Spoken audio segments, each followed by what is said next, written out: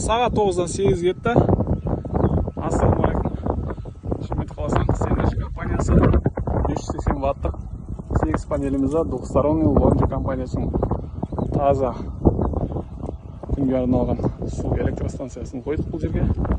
Осындай темір газбен жинап краскілеп, солнечный кабельдермен тартып, ящикке осындай метрімізді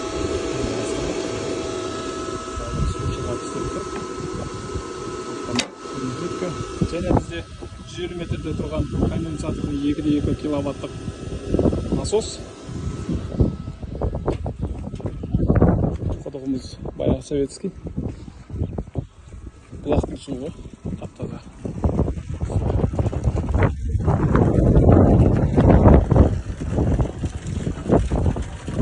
Кімге керек болатын болса хабарласыңыздар.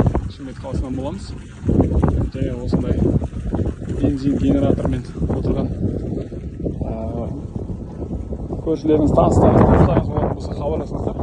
Кез келген метрден суды шығарып беретін су электростанциямыз